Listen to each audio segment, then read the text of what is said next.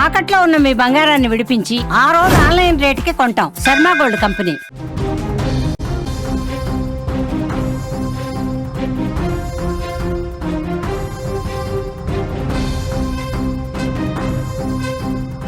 మరొక breaking news చూస్తున్నాం. Kukatpally police station ముందు తీవ్ర ఉద్రిక్తత నెలకొంది. పోలీస్ స్టేషన్ ముందు సహస్ర పేరెంట్స్ ధర్నా చేస్తున్నారు.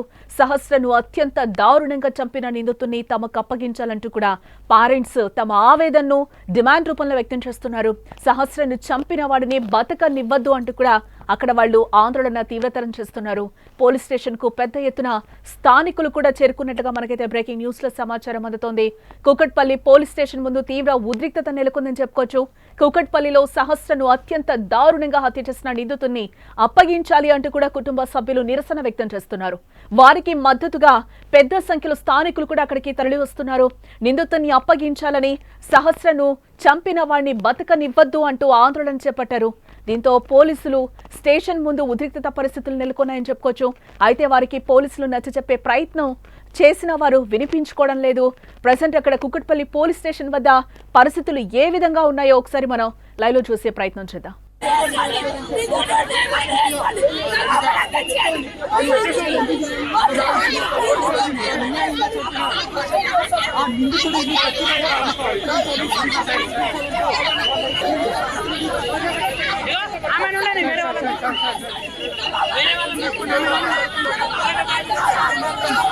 ఆమె తల్లి అలాగే కుటుంబ సభ్యులు కూడా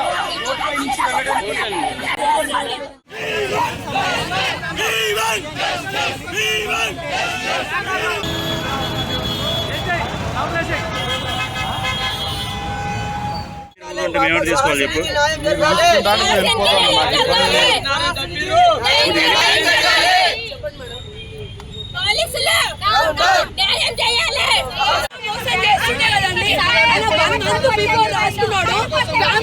చెప్పిన ఊరుకునే వాళ్ళు అందరూ పోలీసులు ఊరుకుంటారా?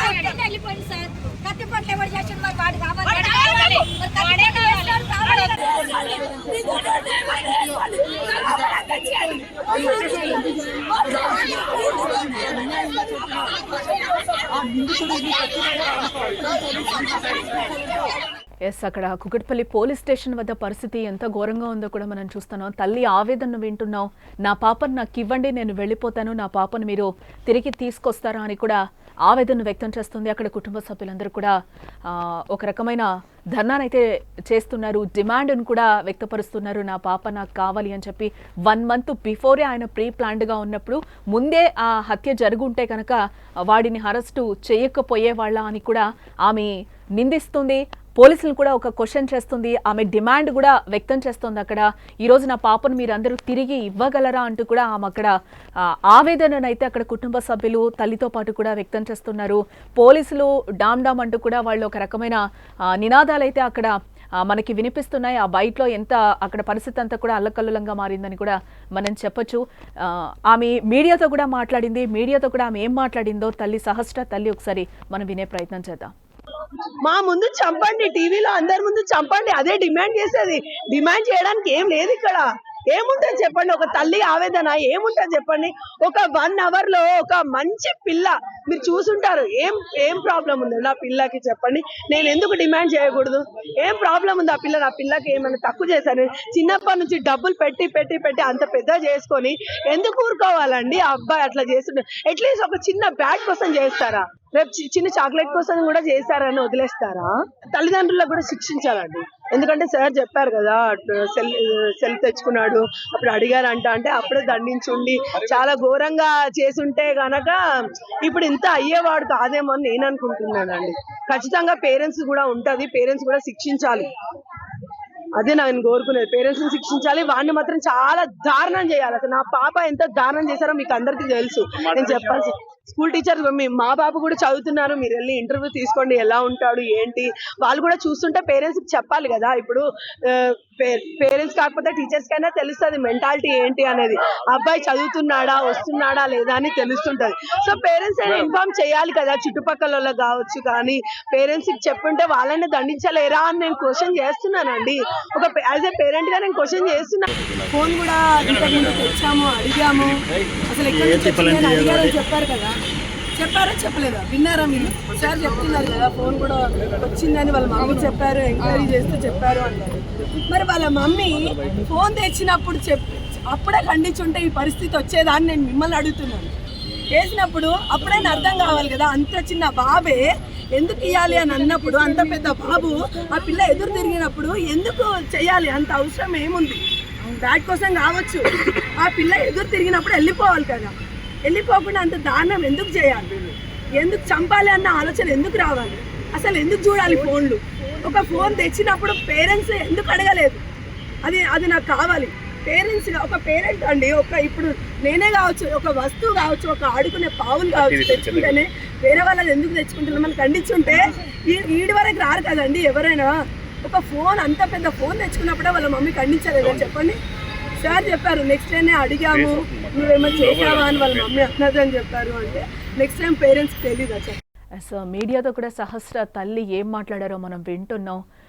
ఖచ్చితంగా వాడిని శిక్షించాలి, టీవీలో అందరూ చూసేలాగా అతన్ని శిక్షించాలి, మేము దాన్ని చూడాలి అంటూ కూడా ఆమె ఆవేదన వ్యక్తం చేస్తుంది. చాలా కోపంతో కూడా మీడియాతో మాట్లాడుతున్న సిచ్యువేషన్స్ అక్కడ మనకి కనిపిస్తున్నాయి. చిన్న దొంగతనం, ఫోన్ తీసుకొచ్చినప్పుడే ఎందుకు ఇంట్లో పేరెంట్స్ ఖండించలేదు? తల్లిగా ఆమె ఏం చేస్తుంది?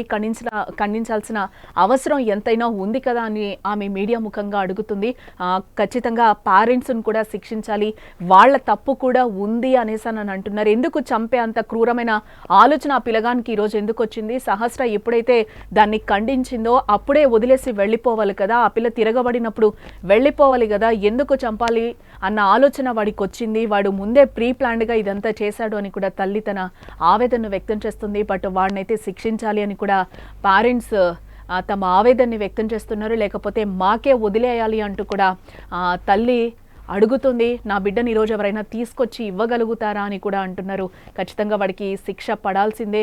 ఈరోజు మీరు పోలీసులు ఎందుకు వదిలేస్తున్నారని కూడా పోలీసులను కూడా ఆమె మీడియా ముఖంగా క్వశ్చన్ చేస్తుంది. ఒక బ్యాట్ కోసం ఈరోజు ఇంత చేశాడంటే ఒక చాక్లెట్ కోసం చేసినా కూడా మీరు ఇట్లే వదిలేస్తారా అని కూడా మీడియా ముఖంగా పోలీసుల్ని క్వశ్చన్ చేస్తుంది సహస్ర తల్లి. 2 తెలుగు రాష్ట్రాల వ్యాప్తంగా కూడా సహస్ర హత్య కేసు సంచలనంగా మారిందని మనం చెప్పుకోవచ్చు. ఈ కేసుకు సంబంధించి పోలీసులు కూడా కీలక విషయాలైతే వెల్లడిస్తున్నట్లుగా తెలుస్తోంది. బ్యాట్ కోసమని బాలిక ఇంట్లోకి నిందితుడు కత్తితో వచ్చి కిరాతకంగా హత్య చేశాడని కూడా పోలీసులు చెప్పిన విషయం మనకి తెలిసిందే. న్యాయం చేయాలని పోలీస్ స్టేషన్ ఎదుట పేరెంట్స్ కూడా బైఠాయించారు. న్యాయం చేయాలని, నిందితుడిని కఠినంగా శిక్షించాలని కూడా కుటుంబ సభ్యులు ఆగ్రహం వ్యక్తం చేస్తున్నారు. సహస్రను చంపిన బాలుని తమకు అప్పచెప్పాలని కూడా డిమాండ్ చేస్తున్నారు కుటుంబ సభ్యులు. తన కూతుర్ని హత్య చేసినట్టే అతన్ని కూడా శిక్షించాలని కూడా పెద్ద ఎత్తున నినాదాలు చేస్తున్నారు. అన్యాయంగా తన బాలికను, తన బిడ్డను చంపేశాడంటూ కూడా ఆగ్రహం వ్యక్తం చేస్తున్నారు. పోలీసులు సంఘటనా స్థలానికి చేరుకున్నారు. పరిస్థితిని అదుపులోకి తీసుకొచ్చేందుకు ప్రయత్నం చేస్తున్నారు. బట్ అక్కడ ఇప్పటికే సహస్ర పేరెంట్స్ను కూడా అదుపులోకి తీసుకున్నట్లుగా మనకైతే బ్రేకింగ్ న్యూస్లో సమాచారం అందుతోంది.